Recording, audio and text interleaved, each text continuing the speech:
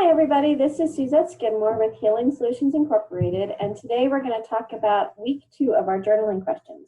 So our journaling questions for this week was, how did you feel when you first heard about the coronavirus? What was your first reaction? Prepare, ignore, panic, research, or something else? Did those feelings change or intensify when you went to the grocery store and saw so many empty shelves? What actions did you take to help protect yourself and your family? So for me, when I was doing this particular journaling exercise, one of the things that I learned about myself is I'm really not a panic person. I'm someone who kind of gathers information to see what is true and what's not true. So I did that, and they presented it first as just kind of like the flu, so it's not that big of a deal. So I wasn't too concerned about it. Then when we went to the grocery store, which was our normal time to go, we were really surprised at how many empty shelves there were. And then I was like, oh, well, maybe there's something more serious going on. And it's interesting how quickly the news media created so much fear for someone to, get into that state of mind where they needed to hoard stuff. So then I went home and really did a lot more research on what was going on. And then we, spent some time looking, okay, so what do we need to do to boost our immune system? What did I need to do for my business? And so we took those steps, and then I put a video out to say, hey, here's some ways to make your immune system stronger, and focus on what you can do to stay strong versus the fear that you'll get sick. So that was kind of how I responded to things, and kind of dealt with it from that perspective. So when it came time to look at things, I'm kind of more the prepare person. So we bought a few little extra groceries. I did different things in my business to help make the environment even cleaner than it already was. So we were making sure we wiped the door handles off and that kind of thing. My husband kind of went more into the protection mode and wanted to, find ways to make sure that we would stay safe, because he goes more to the post-apocalyptic mindset. So he felt it was important to get a gun. And so that's one of the things that he chose to help himself feel safe through all of this. The nephew, who's younger, is interesting. He took more of the mindset of, he'd do the minimum. Like, he'd make sure he had some groceries, and if he had a landlord, he'd checked with the landlord.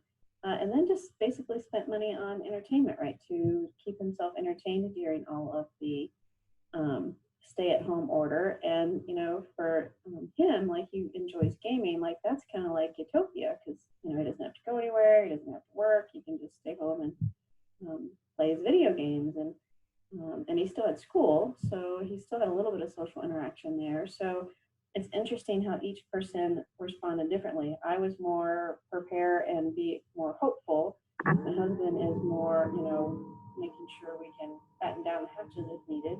And then the nephew is just kind of laissez-faire. So that was really interesting to see how all of us looked at it. And what the other thing is interesting to me is, like, the nephew's not really paying any attention to the news. He just figures when it's done, it's done.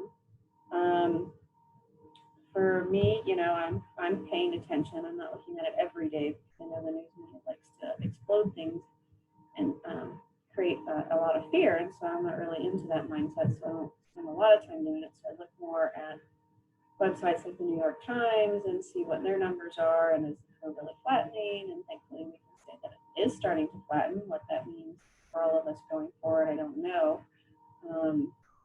But that's kind of what I've been paying attention to, is, what are the numbers doing? Are we seeing more cases? Are we seeing less cases? And then the more research you do, you realize that not everybody's getting tested, right? So if you get a mild version of it, then you're just staying at home and taking care of yourself. So I don't know how much truth there is in the numbers, but as far as severe cases and deaths, like, that's pretty serious. So paying attention to some of that. So the insights I got from this is, I'm not really, like I said, a panic person.